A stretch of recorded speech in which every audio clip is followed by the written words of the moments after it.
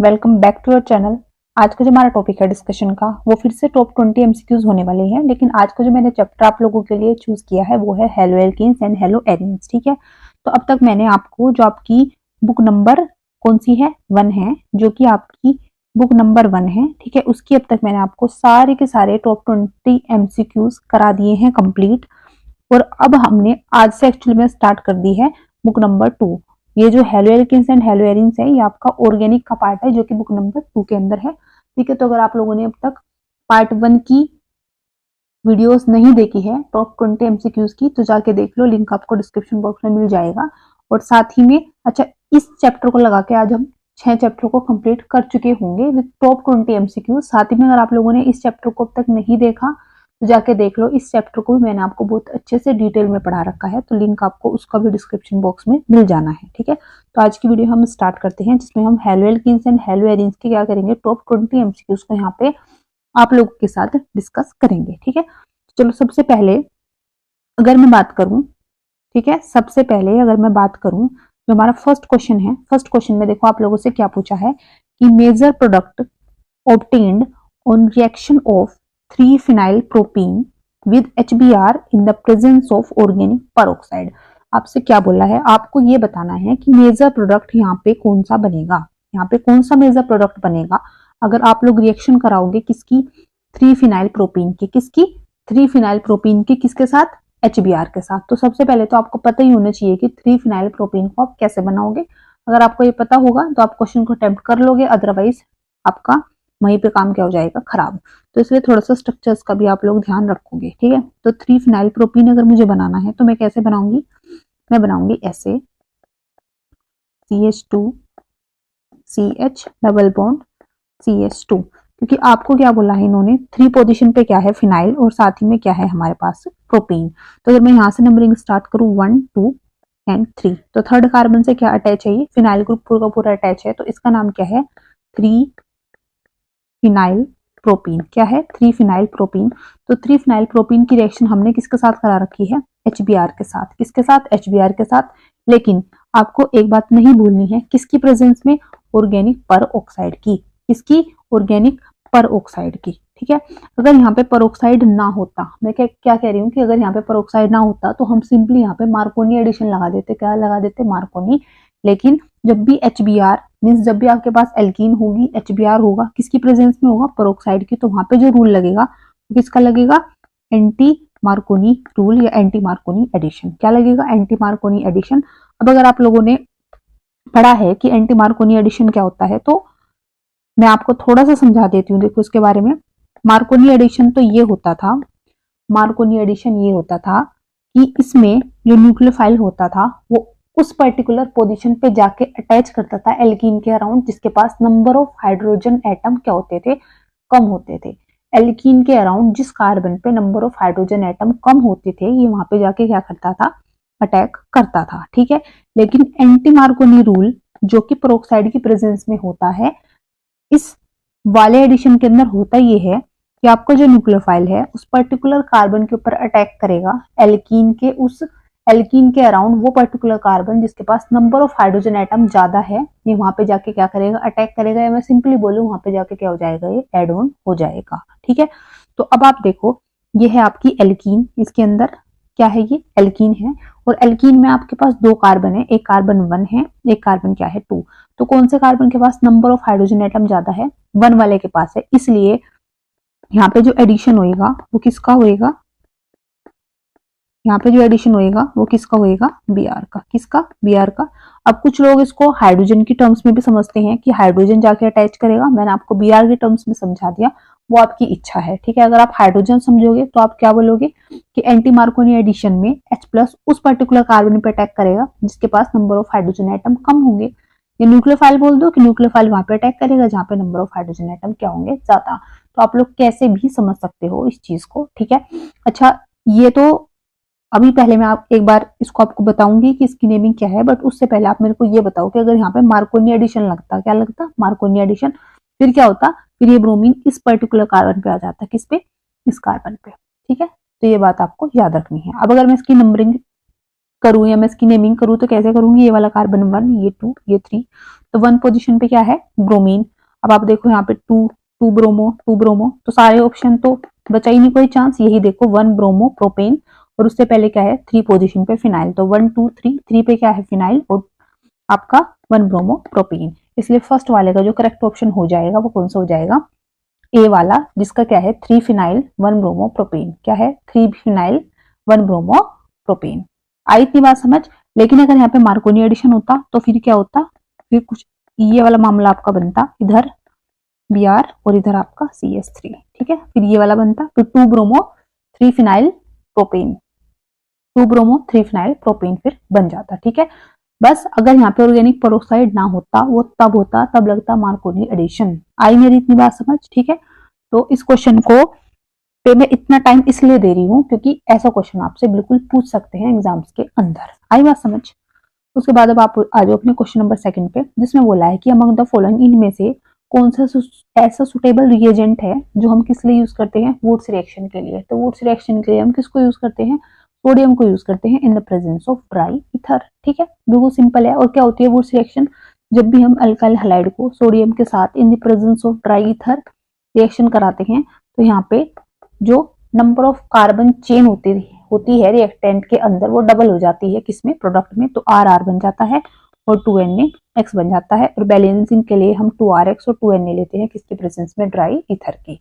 तो कौन सी रिएक्शन थी ये, वुड्स रिएक्शन, ठीक है। तो सेकंड वाले का करेक्ट ऑप्शन कौन सा हो जाएगा, बी वाला, that is sodium in the presence of the dry ether, ठीक। इसके बाद अब आप लोग आ जाओ अपने क्वेश्चन नंबर 3 में, जिसमें क्या पूछा है कि the main product of the reaction, इस रिएक्शन का मेन प्रोडक्ट क्या होगा। अब आपको यहाँ पे क्या दे रखा है, एक चेन दे रखी है कार्बन की, उस पे ब्रोमीन अटैच है और साथ में क्या है अल्कोहलिक KOH। क्या है अल्कोहलिक KOH। अब यहाँ पे आपको एक चीज समझनी है, अगर यहाँ पे एक्वस KOH होता तो रिएक्शन अलग तरीके से होती, लेकिन अल्कोहलिक KOH है तो रिएक्शन क्या होगी, अलग तरीके से। क्योंकि एक्वस KOH में से OH नेगेटिव कैसे एक्ट करता, न्यूक्लियोफाइल की तरह, तो ये क्या शो करता, न्यूक्लियोफिलिक सब्स्टिट्यूशन रिएक्शन। बट यहाँ पे अल्कोहलिक KOH है क्योंकि कैसे काम करेगा, बेस की, और बेस का काम क्या होता है, हाइड्रोजन को अब्स्ट्रैक्ट करना, हाइड्रोजन को बाहर निकालना, अपनी तरफ खींचना। आई इतनी बात समझ, ठीक है। अब आप इस रिएक्शन को देखो और आप लोगों को थोड़ा थोड़ा भी याद है कि जब भी आपको कार्बन से हेलोजन एटम अटैच मिलेगा, अल्कोहलिक KOH मिलेगा, ठीक है, और बीटा पोजीशन पे क्या मिलेगा, हाइड्रोजन मिलेगा। तो ऐसी एक नेम रिएक्शन थी, नेम रिएक्शन बोलूं या मैं, एक केमिकल रिएक्शंस थी आपकी इसी चैप्टर हेलोएल्केन और हेलोएरीन्स के अंदर, जिसमें आपने क्या पढ़ा था, बीटा एलिमिनेशन रिएक्शन। क्या पढ़ा था, बीटा एलिमिनेशन रिएक्शन। तो देखो वो कार्बन जिससे हमारा हेलोजन अटैच होता है, ये कार्बन होता है कौन सा, अल्फा।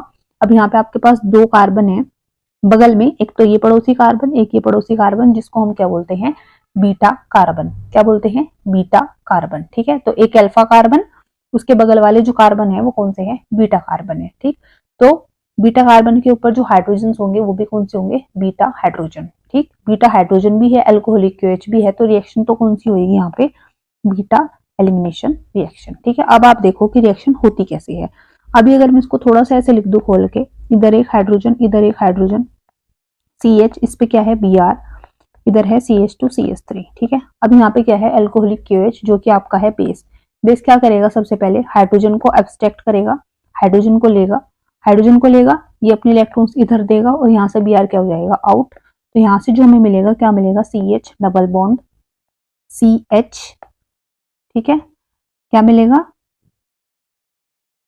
अच्छा एक सेकंड, यहाँ पे ना गड़बड़ है, यहाँ पे आपका CH3 आएगा, ठीक है। तो इधर एक हाइड्रोजन और आएगा, CH2 डबल बॉन्ड CH और CH2 CH3, मतलब यहाँ से हमें जो मिला ये प्रोडक्ट मिला और जिसका नाम क्या है, ब्यूटीन। क्या है, ब्यूटीन, ठीक। अब वैसे आप लोगों को दिमाग तो यहाँ पे नहीं लगाना था, सिंपली आपको दे रखा है प्रोपीन, ब्यूटेन, ब्यूटीन, ब्यूटाइन, तो ऑप्शन तो है बी वाला ब्यूटीन। बट अगर इस क्वेश्चन में थोड़ा सा ये और ट्विस्ट डाल देते, ठीक है, और आपको ब्यूटीन भी पूछ लेते कि ब्यूटीन कौन सा होगा, ठीक है, 1 ब्यूटीन होगा या 2 ब्यूटीन होगा, फिर आप क्या करते, तो सुनो क्या करते। देखो अभी तो मैंने क्या किया कि मैंने इस पर्टिकुलर बीटा हाइड्रोजन को निकाल दिया और यहाँ पे एलिमिनेशन करा दिया, means beta elimination, trans elimination, या मैं बोलूँ डी हाइड्रो हेलोजिनेशन, सारे इस ही रिएक्शन के नाम है, मैंने ये करा दिया और आपको ब्यूटीन मिल गया। लेकिन क्या ये मैंने मेजर प्रोडक्ट बनाया, तो ये मेजर प्रोडक्ट नहीं है, ठीक है। मेजर प्रोडक्ट क्या होता, अगर मैं इस पर्टिकुलर पोजीशन से क्या करती, बीटा हाइड्रोजन को निकालती, तो जो प्रोडक्ट बनता वो ये बनता CH3CH डबल बॉन्ड CH तो प्रोडक्ट बनता मेरा ये वाला, और यही मेजर प्रोडक्ट होता। अब कारण क्या है, क्योंकि ये जो प्रोडक्ट है ये है आपका सेडजेफ प्रोडक्ट। क्या है, सेडजेफ। और ये वाला क्या होता है, हॉफमैन प्रोडक्ट। क्या है, हॉफमैन।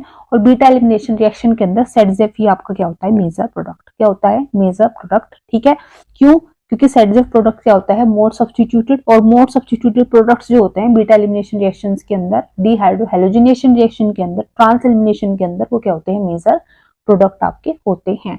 ये क्वेश्चन तो सिंपल था, इसमें आपको सिंपली ब्यूटीन बताना था, बट मैं बोल रही हूँ कि इन फ्यूचर इन केस अगर आप लोगों से थोड़ा सा और घुमा दे और डीपली पूछ ले, तो आप क्या लगाते, इसको लगाते, जो कि क्या हो जाता, ब्यूट टू इन। क्या हो जाता, ब्यूट टू इन, ना कि ब्यूट वन इन। बताओ, इतनी बात आप लोगों को समझ आई क्या। ठीक है, तो थर्ड का कौन सा हो जाएगा, बी वाला ऑप्शन। ठीक, उसके बाद अब आप जो क्वेश्चन नंबर 4 पे, which of the following molecule has the chiral center correctly labeled with an asterisk, मतलब इनमें से कौन सा chiral center है। तो chiral क्या होते हैं, देखो chiral center वो सेंटर होते हैं, या chiral कार्बन वो कार्बन होते हैं जिसके ऊपर लगे सारे चारों ग्रुप्स क्या होते हैं, डिफरेंट होते हैं। क्या होते हैं, चारों ग्रुप्स लगे क्या होते हैं, डिफरेंट होते हैं। अब अगर आप इसको देखो, ऐसे देखे तो शायद बताना आप लोगों को मुश्किल होगा, लेकिन इसको थोड़ा सा खोल के लिखो। देखो कार्बन से क्या है, एक तरफ CH3 अटैच है, एक तरफ हाइड्रोजन, एक तरफ Br, एक तरफ क्या है, CH3। तो इस कार्बन पे एक से ज्यादा मींस दो ग्रुप एक जैसे हैं, तो ये तो कायरल नहीं है, ये वाला कायरल नहीं है। ठीक है, अब अगर मैं चेक करती हूँ, देखो सेकंड वाले कार्बन को, जो कि है सॉरी बी वाले ऑप्शन को, जो कि क्या है, ये कार्बन जिसपे एक तरफ है CH3, एक तरफ है हाइड्रोजन, एक तरफ क्या है Cl, एक तरफ क्या है CH2Br। अब आप लोग देखो, हाइड्रोजन अलग है, क्लोरीन अलग, CH3 अलग और CH2Br अलग। मतलब मेरा कहने का मतलब है कि चारों ग्रुप्स यहाँ पे क्या है, डिफरेंट है, वो वैसी बात है। ठीक है, तो ये वाला जो मेरा ऑप्शन हो जाएगा, इसके अंदर जो कार्बन होगा वो क्या होगा, कायरल कार्बन होगा या फिर कायरल सेंटर होगा। तो correct option is your B वाला। ठीक है, अगर आप इसको भी मैं आप लोगों के लिए खोल के थोड़ा सा दिखाऊं, तो आप इसको कैसे लिखोगे, कार्बन पे CH2OH, hydrogen OH and CH2OH। देखो फिर से फंस गए, दो कार्बन एक मतलब दो ग्रुप एक जैसे, तो कायरल नहीं है, मीन्स ये क्या है, कायरल है। ऐसे इस कार्बन पे देखो दो CH3 एक जैसे, तो ये वाला भी कायरल नहीं है। तो फोर्थ का जो करेक्ट ऑप्शन है वो सिर्फ कौन सा है, बी वाला। ठीक, उसके बाद अब आप लोग आ जाओ अपने क्वेश्चन नंबर 5 पे, कि which of the following belongs to the class alkyl halide. इनमें से कौन सा एल्काइल हैलाइड है। अब आप कुछ बच्चे कूद पड़ोगे और बोलोगे कि सारे के सारे ही एल्काइल हैलाइड्स है, क्योंकि हमने तो पढ़ा था एक कार्बन की चेन होगी, उस पर एक हेलोजन अटैच होगा। आप लोगों ने ये पढ़ा है, पर आपने वहां पे डीपली ये नहीं पढ़ा जो कि मैंने आप लोगों को पढ़ाया था, कि एल्काइल हैलाइड्स वो होते हैं जिस कार्बन पे एल्काइल, जिस कार्बन पे, ये मैं बोलूं एल्काइल छोड़ दो, मैं बोलूं जिस कार्बन पे हेलोजन अटैच है, उस कार्बन की हाइब्रिडाइजेशन sp3 होनी चाहिए। एल्काइल हैलाइड्स वो होंगे, वो पर्टिकुलर कार्बन जिससे कि एक हेलोजन अटैच होगा, और उस हेलोजन की जो हाइब्रिडाइजेशन होगी वो कितनी होगी, sp3। कितनी होगी, sp3। अब ये कार्बन देखो, इसकी हाइब्रिडाइजेशन है यहाँ पे sp2, इससे हेलोजन तो अटैच है, बट कार्बन की हाइब्रिडाइजेशन कितनी है, sp2। तो ये तो आपका अल्काइल हैलाइड नहीं होगा। ठीक है, ये वाला आप देखो, ये कार्बन जिसकी हाइब्रिडाइजेशन एक्चुअली में sp3 है और उससे हेलोजन अटैच भी है, तो ये क्या हो जाएगा हमारा अल्काइल हैलाइड। तो किसका एग्जांपल हो जाएगा, अल्काइल हैलाइड का। बताओ, इतनी सी बात आप लोगों को समझ आई क्या। तो फिफ्थ का जो करेक्ट ऑप्शन है वो कौन सा है, बी वाला। कौन सा है वो, बी वाला है। ठीक, उसके बाद आप आ जाओ अपने क्वेश्चन नंबर 6 पे, जो कि बड़ा अच्छा क्वेश्चन है और 2 बार ये आप लोगों से पूछा हुआ भी है आपके एग्जाम्स के अंदर। ठीक है, तो सबसे पहले देखो कि ऑन ऑक्सीडेशन क्लोरोफॉर्म गिव्स। जब आप ऑक्सीडेशन करते हो, ये जो आपके इंपॉर्टेंट पॉलीहेलोजन कंपाउंड्स है ना, ये वहां से मैंने ये टॉपिक मतलब वहां का ये क्वेश्चन है, और वो टॉपिक भी मैंने आप लोगों को करा रखा है। ठीक है, कि जब आप ऑक्सीडेशन करते हो किसका, क्लोरोफॉर्म का, मीन्स क्लोरोफॉर्म जब रिएक्ट करेगा किसके साथ, ऑक्सीजन के साथ। किसके साथ, ऑक्सीजन के साथ। तो क्लोरोफॉर्म जब रिएक्शन करेगा किसके साथ में, ऑक्सीजन के साथ में। ठीक है, तो यहाँ से क्या बनाता है, एक पॉइजनस गैस बनाता है, जो क्या होता है COCl2। उस पॉइजनस गैस का नाम क्या होता है, COCl2, और प्लस HCl ही यहाँ से कर देता है क्या, आउट। और ये जो पॉइजनस गैस होती है, इसी का नाम क्या होता है, फोस्जीन। क्या होता है, फोस्जीन, जिसको हम ऐसे भी लिखते हैं C double bond O Cl and Cl। तो ये क्या होती है, वो पॉइजनस गैस। और ये कब मिलती है, जब क्लोरोफॉर्म का ऑक्सीडेशन होता है या क्लोरोफॉर्म एटमोस्फेयर में जो प्रेजेंट ऑक्सीजन है उसके साथ रिएक्ट करके क्या बना देता है, एक गैस जिसका नाम क्या होता है, फोस्जीन गैस। बताओ आप लोगों को इतनी सी बात मेरी समझ आई क्या? अच्छा, आप लोग अगर अब तक यहाँ पर टिके हुए हैं तो भाई वीडियो को आप कर दोगे लाइक, चैनल को कर दोगे सब्सक्राइब अगर आप लोग नए हैं। बाकी आप लोग वीडियो को फर्दर शेयर भी कर सकते हैं अगर आप लोगों को ठीक लगता है, ठीक है। अदरवाइज ऐसे कोई आप लोगों के ऊपर कोई प्रेशर नहीं है कि करनी ही करनी है, ठीक लगता है कर देना, नहीं लगती छोड़ देना, ठीक। अच्छा, उसके बाद अब आप लोग आ जाओ अपने क्वेश्चन नंबर 7 पे। ये थोड़ी सी मिसप्रिंटिंग है यहाँ पे, सॉरी, ये हेलोजिनेशन होगा, ये क्योंकि मैं खुद ही नोट्स बनाती हूँ ना पहले, तो फिर ये कभी कभी हो जाता है स्पेलिंग की mistake. Halogenation, sulphonation, Friedel-Crafts reaction. Halogenation हो गई, sulphonation, nitration, Friedel-Crafts, alkylation, acylation, जितनी भी रिएक्शन हम हेलोएरिन्स के साथ कराते हैं ये किस कैटेगरी में आती है, तो ये इलेक्ट्रोफिलिक सब्स्टिट्यूशन रिएक्शन होती है। क्या होती है, इलेक्ट्रोफिलिक सब्स्टिट्यूशन रिएक्शन, क्योंकि इन सब के अंदर इलेक्ट्रोफाइल्स जनरेट होते हैं। क्या होते हैं, इलेक्ट्रोफाइल्स जनरेट होते हैं, ठीक है। तो वो जो इलेक्ट्रोफाइल्स होते हैं वो बेंजीन रिंग से क्या करते हैं, H+ को बाहर निकालते हैं, उसकी बजाय खुद वहां पे जाके बैठ जाते हैं। ये भी मैंने आपको थ्योरी में पढ़ा रखा है, ठीक है। तो हेलोजिनेशन, सल्फोनेशन, फ्रीडल-क्राफ्ट रिएक्शन, और अगर भैया आप लोगों ने नहीं पढ़ा तब भी ये सारी क्या होती है, इलेक्ट्रोफिलिक सब्स्टिट्यूशन रिएक्शन है। अगर आप लोगों ने एक बार भी एनसीईआरटी खोली होगी तो इतना आप लोगों को पता होगा, ठीक। तो 7th का करेक्ट ऑप्शन कौन सा है, बी वाला। उसके बाद एल्कीन जो है, एल्कीन डीकलराइज कर देती है किसको, ब्रोमीन वाटर को। अब जो ब्रोमीन वाटर होता है इसका जो कलर होता है वो होता है रेडिश ब्राउन सा, कैसा, रेडिश ब्राउन होता है लगभग, ठीक है। तो एल्कीन जो है वो डीकलराइज कर देती है ब्रोमीन वाटर को, किसकी प्रेजेंस में, CCl4 की। मींस ये है देखो एल्कीन, ठीक है। जब मैं इसकी रिएक्शन कराती हूँ ब्रोमीन वाटर के साथ in the presence of CCl4, तो यहाँ से बनता है CH2Br, CH2Br। तो इसका जो रेडिश ब्राउन कलर होता है वो डिसअपियर हो जाता है, क्योंकि यहाँ पे फॉर्मेशन हो जाती है इस पर्टिकुलर कंपाउंड की, प्रोडक्ट की। और ये क्या होते हैं, ये आपके होते हैं विसिनल डाइब्रोमाइड्स। क्या होते हैं ये, विसिनल डाइब्रोमाइड्स। और विसिनल वो होते हैं जब अगल बगल पड़ोसी पड़ोसी कार्बन पे दो हेलोजन एक जैसे मीन सेम हेलोजन्स बैठे रहते हैं, तो वो जो प्रोडक्ट बनाते हैं उन्हीं को बोलते हैं विसिनल डाइब्रोमाइड्स, ठीक है। अलाइल तो नहीं होता, क्योंकि अलाइल तो क्या होते हैं, कार्बन डबल बॉन्ड कार्बन के अगला कार्बन जिसपे एक हेलोजन होगा, ठीक है। Vinyl carbon double bond carbon से डायरेक्टली अटैच एक हेलोजन होगा। ब्रोमोफॉर्म, ब्रोमोफॉर्म होता है CHBr3, क्या होता है, CHBr3। तो इसने तो बिल्कुल ही सत्यानाश कर दिया, तो विसिनल क्या हो जाएगा, डाइब्रोमाइड आप लोगों का करेक्ट ऑप्शन हो जाएगा 8th का D वाला, ठीक है बच्चों। आसान था ना सवाल। अब आप लोग मेरे को ये बताओगे कि IUPAC name of isobutyl bromide, आप लोगों को IUPAC नेम बताना है। कोई कोई IUPAC भी बोलता है, जो भी बोलते हो, IUPAC नेम बताना है किसका, आइसोब्यूटाइल ब्रोमाइड का। किसका, आइसोब्यूटाइल ब्रोमाइड का। तो बना दो स्ट्रक्चर, चलो। CH3, यहाँ पे आप लगा दो एक CH3, CH, CH2Br, ये होता है आपका आइसो ग्रुप। ये क्या होता है, आइसो मीन्स जब सेकंड लास्ट कार्बन पे कोई भी मिथाइल ग्रुप अटैच होता है तो उसके लिए हम कॉमन नेमिंग में प्रीफिक्स में यूज करते हैं आइसो। क्या बोला मैंने, कि जब सेकंड कार्बन पे, सेकंड लास्ट, सॉरी, जब सेकंड लास्ट कार्बन पे, ठीक है, जब सेकंड लास्ट कार्बन पे मिथाइल ग्रुप अटैच होता है तो कॉमन नेमिंग में हम उसके प्रीफिक्स में क्या लगाते हैं, आइसो। क्या लगाते हैं, आइसो। तो आइसोब्यूटाइल ब्रोमाइड तो क्या है, कॉमन इसका नेम है, नामकरण हमें इसका करना है कौन सा, IUPAC। कौन सा, IUPAC। तो अगर आप लोग IUPAC की नेमिंग करेंगे तो कैसे करेंगे, तो यहाँ से 1, यहाँ से 2, यहाँ से 3। तो 1 पे तो क्या है, ब्रोमो, 1 पे तो क्या है, ब्रोमो।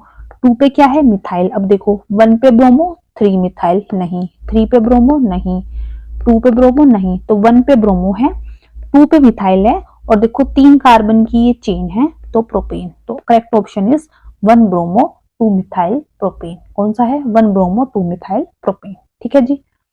उसके बाद अब आप आ जाओ क्वेश्चन नंबर 10 पे, विच of the following has the highest melting point, इनमें से किसका मेल्टिंग पॉइंट हाईएस्ट होता है। तो हमेशा जो पैरा पोजीशन होती है उसका मेल्टिंग पॉइंट हाईएस्ट होता है। अब आप लोग बोलोगे आपने ऐसे क्यों बोल दिया, देखो मैंने ऐसे इसलिए बोल दिया, पैरा डाइक्लोरोबेंजीन मींस ये स्ट्रक्चर है पैरा, ठीक है। ऑर्थो, ऑर्थो में ऑर्थो पोजीशन पे हो जाएगा, एक क्लोरीन इधर चिपका देंगे, एक इधर। मेटा में जी हम मेटा पोजीशन पे लगा देंगे। हमारा क्या जा रहा है, ऑल हैव द सेम, ना जी ना, ये तो हम करेंगे नहीं, इतना बड़ा पाप, ठीक है। तो ऑर्थो पैरा मेटा। अब मैं अगर आप लोगों को बताऊं, देखो ये वाली जो स्ट्रक्चर है ये है सिमेट्रिकल। ये क्या है, सिमेट्रिकल है, मींस इसके अंदर कई तरह की सिमेट्री है। मेनली अगर मैं बोलूं इसके अंदर प्लेन ऑफ सिमेट्री है। प्लेन ऑफ सिमेट्री मतलब अगर मैं इससे कोई भी ऐसे या ऐसे प्लेन को पास करती हूँ तो ये इक्वल पार्ट्स में इस मॉलिक्यूल को डिवाइड करता है, ठीक है। अगर मैं इसको ऐसे कट करती हूँ तो जो ऊपर है वही मेरे को नीचे मिलता है। इसको मैं अगर ऐसे कट करती हूँ तब भी मेरे को सेम चीज मिलती है, लेफ्ट में भी और राइट में भी। इस प्रॉपर्टी को हम बोलते हैं प्लेन ऑफ सिमेट्री का होना, ठीक है। तो इसके अंदर प्लेन ऑफ सिमेट्री है। अगर इसके अंदर प्लेन ऑफ सिमेट्री है तो मतलब इस पर्टिकुलर पैराडाइक्लोरोबेंजीन को मैं फिट कर सकती हूँ किसके अंदर, क्रिस्टल लैटिस के अंदर। किसके अंदर, क्रिस्टल लैटिस के अंदर। और क्रिस्टल लैटिस की जो स्ट्रक्चर्स होती हैं वो 3D के अंदर होती हैं और वो बड़ी हार्ड होती है, तो उनको मेल्ट करने के लिए हमें हाई टेम्परेचर देना पड़ता है। दैट्स वाई जितनी भी पैरा पोजिशंस होती हैं उनका मेल्टिंग पॉइंट हाई होता है as compare to ortho and किसके, मेटा के। अगर मैं आप लोगों के लिए ऑर्डर भी लगाऊं तो सबसे ज्यादा पैरा का होगा, फिर ऑर्थो का, सबसे कम किसका, मेटा का। तो ये बात आप लोग ध्यान रखोगे, ठीक है जी।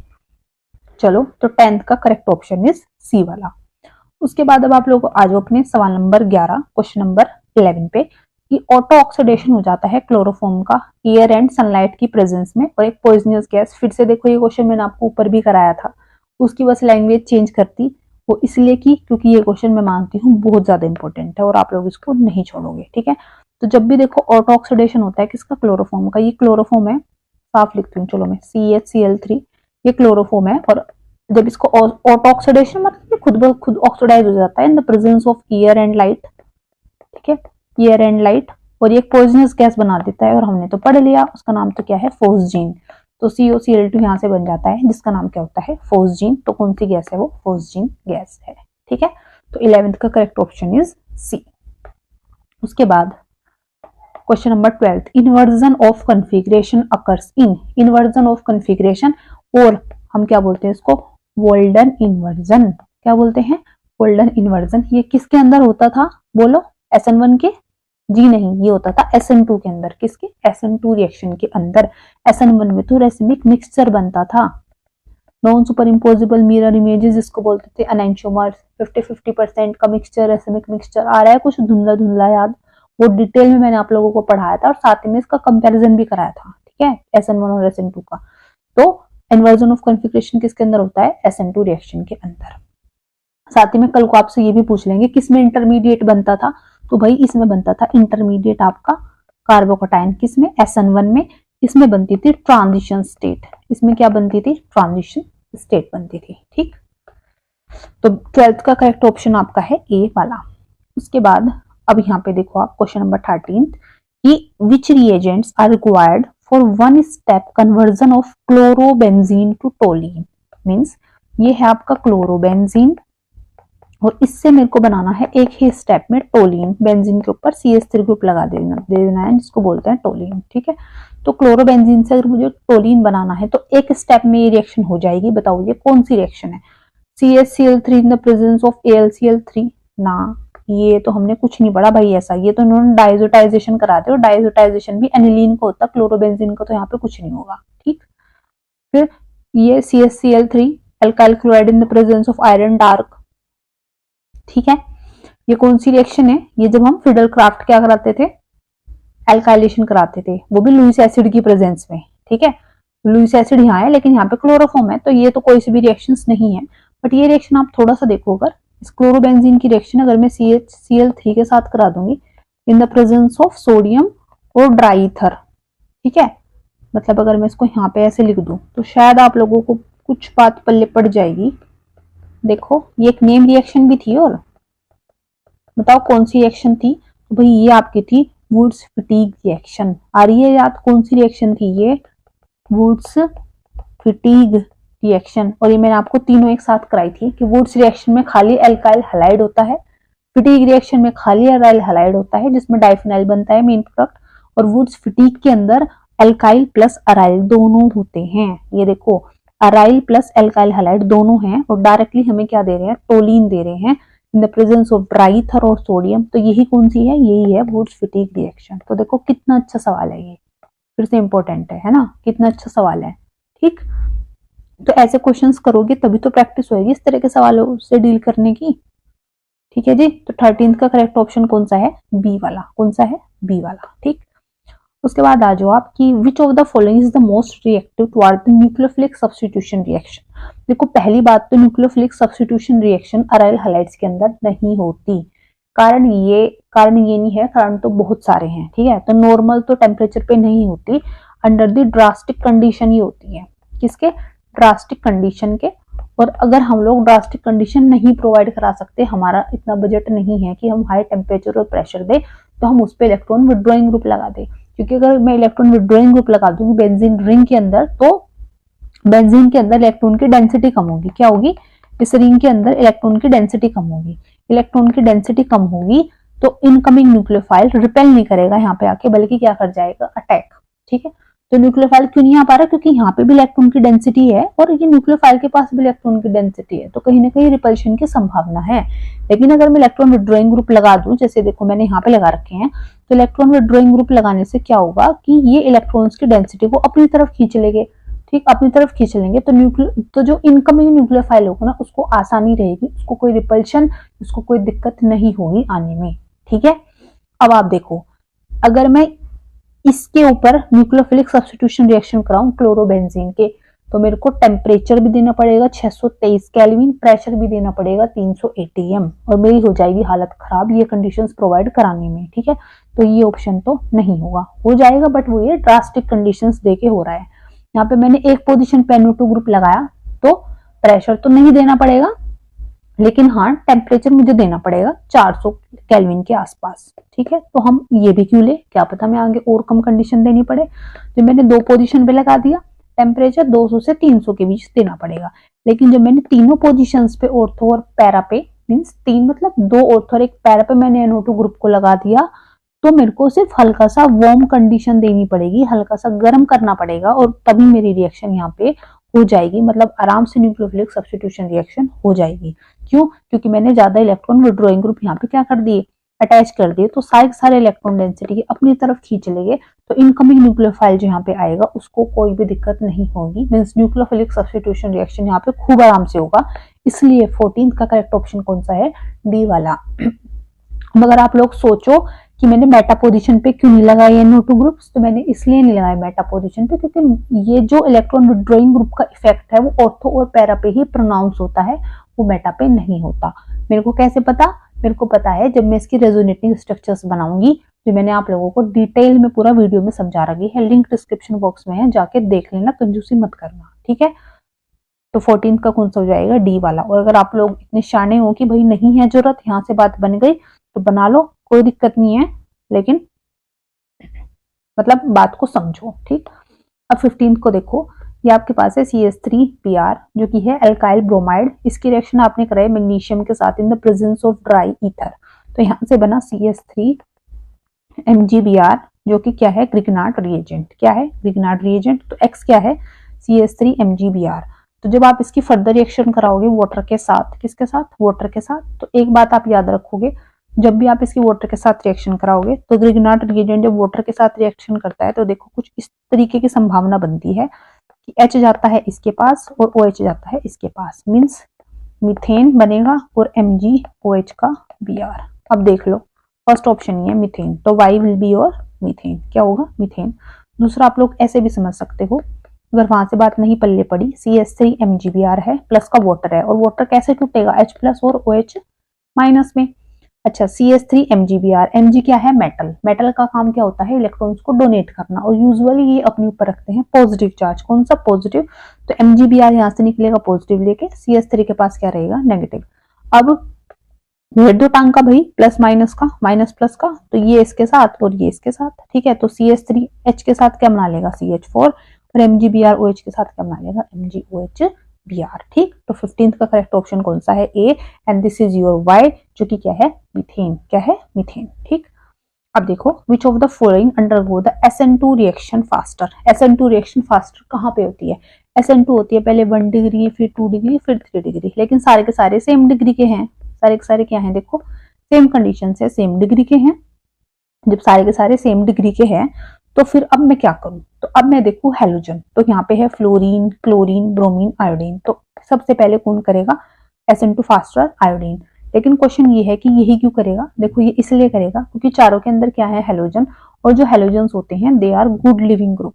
ये क्या होते हैं, ये अच्छे लिविंग ग्रुप्स होते हैं। लिविंग ग्रुप्स वो होते हैं जो रिएक्शन से निकलने के बाद क्या हो जाते हैं, ज्यादा स्टेबल हो जाते हैं। तो अगर मैं फ्लोरीन को यहाँ से निकालती, F नेगेटिव में निकलता, Br नेगेटिव में निकलता, Cl नेगेटिव में निकलता, I नेगेटिव में निकलता, लेकिन यहाँ से निकलने के बाद ये जो I नेगेटिव है ये Br negative, F negative, Cl negative में से सबसे ज्यादा है, क्योंकि आयोडीन का साइज है बड़ा, तो इसके ऊपर जो नेगेटिव चार्ज है उसका डीलोकलाइजेशन आराम से हो जाएगा, मतलब कि नेगेटिव चार्ज स्टेबल होगा बड़ा साइज होने के कारण, किसके, आयोडीन के। इसलिए आयोडीन सबसे अच्छा लिविंग ग्रुप होगा अमंग दीज 4 हैलोजेंस। ठीक है, आई बात समझ। तो 16th का करेक्ट ऑप्शन कौन सा है, डी वाला। ठीक, अब आप देखो 17th क्वेश्चन की जो CCl का बॉन्ड लेंथ है क्लोरोबेंजीन में, क्लोरोबेंजीन मतलब ये, ठीक है, ये जो बॉन्ड लेंथ है वो शॉर्टर है किससे, CH3Cl से, बिल्कुल है भाई। इसके अंदर क्योंकि है लोन पेयर तो यहाँ पे रेजोनेंस होगी, डीलोकलाइजेशन होगा, तो पार्शियल पॉजिटिव चार्ज बनेगा। जब पार्शियल पॉजिटिव चार्ज बनेगा, पार्शियल डबल बॉन्ड कैरेक्टर यहाँ पे बनेगा, कुछ टाइम के लिए डबल बॉन्ड आएगा यहाँ पे, बल्कि सिंगल बॉन्ड है तो डबल बॉन्ड को तोड़ने के लिए मेरे को ज्यादा एनर्जी देनी पड़ेगी एज कम्पेयर टू किसके, सिंगल के। ये तो थी एक्सप्लेनेशन कि क्यों इसका साइज क्या है, छोटा है। ठीक है, क्योंकि डबल बॉन्ड का साइज छोटा ही होगा किससे, सिंगल बॉन्ड से, और स्ट्रेंथ क्या होगी, ज्यादा। तो कह रहे हैं कि जो CCl की बॉन्ड लेंथ है क्लोरोबेंजीन में वो शॉर्टर है। हाँ जी वो शॉर्टर है, हमें पता है, लेकिन क्यों है, कारण क्या है। तो यहाँ पे क्या हो रहा है, क्या शो कर रहे हैं यहाँ पे, ये रेजोनेंस इफेक्ट। क्या शो कर रहे हैं, रेजोनेंस, क्योंकि डीलोकलाइजेशन करेगा लोन पेयर बेंजीन रिंग के अंदर, तो क्या दिखाएगा, रेजोनेंस इफेक्ट दिखाएगा। ठीक है, ना तो इंडक्टिव दिखाएगा ना हाइपर कंजुगेशन, नन तो हमारा वैसे फेवरेट ऑप्शन है, बट हम चलो हमारा मन नहीं है तो हम नहीं लगाएंगे। ठीक है जी, तो 17 का करेक्ट ऑप्शन कौन सा हो जाएगा, बी वाला, जो कि क्या है, रेजोनेंस। तो रेजोनेंस के कारण ये जो बेंजीन के अंदर डीलोकलाइजेशन करेगा लोन पेयर, उसके कारण कुछ टाइम के लिए यहाँ पे पार्शियल डबल बॉन्ड कैरेक्टर बनता है, और डबल बॉन्ड को तोड़ना आप लोगों के लिए मुश्किल हो जाता है, बिकॉज उसकी बॉन्ड लेंथ कम होती है एज कम्पेयर टू किसके, सिंगल बॉन्ड के, किसके, सिंगल बॉन्ड के। आई इतनी बात समझ। बाजू क्वेश्चन नंबर 18 पे कि what is the name of the following reaction. ये है आपका एक एल्काइल हलाइड सोडियम आयोडाइड के साथ in the presence of acetone. मतलब यहाँ पे ये हेलोजन इसके पास जा रहा है, ये इसके, यहाँ पे मैं और लिख दूं NaBr बनता साइड प्रोडक्ट, ठीक है, बाय प्रोडक्ट आपका। तो ये बनना है मेन प्रोडक्ट। अब मैंने आप लोगों को ये भी बताया है कि ना तो फ्लोरीन यूजुअली यहाँ पे रिएक्ट कर रहा है हेलोएल्केन्स हेलोएरिन्स में आपने पढ़ा है ना, आयोडीन कर रहा है। तो इनकी हमने स्पेशल से 2 रिएक्शन पढ़ी थी, एक स्वार्ट्स रिएक्शन और एक फिंकल-आइंस्टीन रिएक्शन। ठीक है, तो ये रिएक्शन कौन सी थी जिसमें हम आयोडीन को बनाते थे एल्काइल आयोडाइड को, बताओ जल्दी कौन सी थी वो, फिंकल-आइंस्टीन रिएक्शन थी। कौन सी थी, फिंकल। स्वार्ट्स रिएक्शन में हम फ्लोरीन को लेके आते, मींस CH3 CH2 CH2F यहाँ पे आता, तब होती स्वार्ट्स रिएक्शन, बट आयोडीन आ रहा है, that's why this is your Finkel-Einstein reaction. कौन सी, फिंकल-आइंस्टीन या आइंस्टीन जो भी बोलते हो। तो 18 का करेक्ट ऑप्शन कौन सा है, सी वाला। कौन सा है, सी वाला। ठीक, अब देखो क्वेश्चन नंबर 19 के 2 क्वेश्चन मैंने असर्शन और रीजन वाले ले लिए। देखो कि aryl halides undergo nucleophilic substitution reaction with these, वही ऊपर वाला शापा पा दिया इन्होंने। ये रहा अराइल हैलाइड, ठीक है, ये रहा अराइल हैलाइड लो। अब ये कह रहे हैं कि ये जो अराइल हैलाइड है ये बड़े आराम से दे देता है न्यूक्लियोफिलिक सब्स्टिट्यूशन रिएक्शन। भाई अगर ये बड़े आराम से देता, ठीक है, देखो ये क्वेश्चन, अगर ये बड़े आराम से देता मैं इतने NO2 क्यों लगाती, मतलब हमारे सर में दर्द था कि हम इतने NO2 लगाते या मैं इतनी ड्रास्टिक कंडीशंस क्यों देते। तो आसान सुनने से कुछ नहीं होता, खूब ड्रास्टिक कंडीशंस मैंने बताया ना, टेम्परेचर 623, प्रेशर 300 ATM तक देना पड़ता है। तो बिल्कुल गलत बात बोल दी इन्होंने। ठीक है, कि aryl halides undergo nucleophilic substitution reaction with ease, no, ease से नहीं होती भाई, ड्रास्टिक कंडीशन में होती है। यहाँ पे कैसे होती है, ड्रास्टिक कंडीशंस आपको देनी पड़ती है तब जाके होती है। तो असर्शन तो बिल्कुल गलत है एकदम। ठीक, अब देखो कि जो कार्बन हेलोजन का बॉन्ड है अराइल हैलाइड में, उसके पास पार्शियल डबल बॉन्ड कैरेक्टर है। अभी तो ऊपर पढ़ा लोन पेयर जब रेजोनेंस करेगा तो पार्शियल डबल बॉन्ड का कैरेक्टर बनेगा। तो ठीक है, तो असर्शन तो गलत है बट रीजन क्या है, ट्रू है। ठीक है, असर्शन सही है, रीजन क्या है, गलत है। अब आ जाओ क्वेश्चन नंबर 20 पे, लास्ट है और ठीक है, आप लोग पूरे खुश हो रहे होंगे कि बस अभी यहाँ से टलने वाली है, 20वां क्वेश्चन हुआ, हम नहीं फिर इसकी बात सुनेंगे, एकदम सीधा यहाँ से एग्जिट करके अपनी रील्स देखेंगे। पर कोई नहीं, 20 क्वेश्चन रहता है तो सुनो। देखो, न्यूक्लियोफिलिक सब्स्टिट्यूशन रिएक्शन जो है आयोडोइथेन की, वो इजियर होती है देन क्लोरोइथेन। मींस जब मैं न्यूक्लियोफिलिक सब्स्टिट्यूशन रिएक्शन कराती हूँ, किसका? आयोडोइथेन का। आयोडो मतलब C2H5I का, किसके कंपैरिजन में? C2H5Cl के। ये जल्दी होता है, अभी मैंने आपको बताया जल्दी होता है, बिल्कुल होता है। क्यों? क्योंकि I नेगेटिव अच्छा लिविंग ग्रुप है, किसके कंपैरिजन में? Cl नेगेटिव के। अभी तो पढ़ा, I नेगेटिव अच्छा लिविंग ग्रुप है as compare to Cl negative, because negative charge अच्छे से स्टेबलाइज होगा, क्योंकि बड़ा साइज है आयोडीन का, किसके कंपैरिजन में? क्लोरीन के। तो बिल्कुल ठीक है, असर्शन क्या है यहाँ पे? करेक्ट है। फिर कह रहे हैं कि जो बॉन्ड एंथैल्पी है Ci की, वो लेस है CCl से। ये बात भी सही है। देखो, बॉन्ड एंथैल्पी मतलब CCl को तोड़ने के लिए, बॉन्ड तोड़ने के लिए जो मेरे को एनर्जी देनी पड़ेगी, उसी को कह रहे हैं बॉन्ड एंथैल्पी। तो CCl को का बॉन्ड तोड़ने के लिए जो एनर्जी देनी पड़ेगी, वो ज्यादा देनी पड़ेगी किसके कंपैरिजन में? Ci के। कारण क्या है? कारण ये है कि यहाँ पे जो ओवरलैपिंग हो रही है कार्बन का 2p और इसके 3p के बीच में हो रही है, मतलब इतने और इतने साइज के बीच में हो रही है, तो ओवरलैपिंग फिर भी ठीक ठाक हो रही है, मैं बात करूं। लेकिन कार्बन और आयोडीन में कार्बन का 2p इतना है और आयोडीन का 4p इतना बड़ा है, तो इतनों के बीच में जब इफेक्टिव ओवरलैपिंग होगी या ओवरलैपिंग जो बनेगी वो ढंग से नहीं होगी। जाहिर सी बात ये है, सीधी सी बात ये है कि यहाँ पे अच्छी ओवरलैपिंग हो रही है इसके कंपैरिजन में, तो यहाँ पे बॉन्ड बन रहा है, बढ़िया स्ट्रॉन्ग बॉन्ड बन रहा है। इसमें वो बॉन्ड स्ट्रॉन्ग नहीं बन रहा है, ठीक है, स्ट्रॉन्ग बॉन्ड नहीं बन रहा है। ऊपर से इनके साइज के डिफरेंस के कारण इसकी बॉन्ड लेंथ ज्यादा है, किसकी? Ci की। किसके कंपैरिजन में? CCl के। अच्छा ये बता दो, जब इसकी बॉन्ड एंथैल्पी कम है, मतलब बॉन्ड को तोड़ने के लिए मेरे को एनर्जी कम देनी पड़ रही है, तो ये जल्दी टूटेगा। जब ये जल्दी टूटेगा तो आयोडीन जल्दी बाहर निकलेगा, ठीक है। तो जब जल्दी बाहर निकलेगा तो न्यूक्लियोफिलिक सब्स्टिट्यूशन रिएक्शन क्या करेगा? जल्दी करेगा। तो रीजन भी सही, असर्शन भी सही, रीजन भी सही, और रीजन जो है वो करेक्ट एक्सप्लेनेशन भी है फॉर दी असर्शन, ठीक है। तो हमें दो कारण मिल गए C और I के बॉन्ड को जल्दी टूटने के। एक तो कार्बन आयोडीन के बीच का जो बॉन्ड है उसकी बॉन्ड एंथैल्पी कम है, दूसरा आयोडीन अच्छा लिविंग ग्रुप होता है, तो वहां से निकलने के बाद नेगेटिव चार्जेस पे अच्छे से स्टेबलाइज भी होता है, ठीक है। तो दो तरह की बात है, आप लोग इसको कैसे भी समझ सकते हैं, दोनों बिल्कुल वैलिड पॉइंट है, बिल्कुल वैलिड आंसर है। तो असर्शन भी सही, रीजन भी सही, और रीजन करेक्ट एक्सप्लेनेशन भी है, किसके लिए? असर्शन के लिए।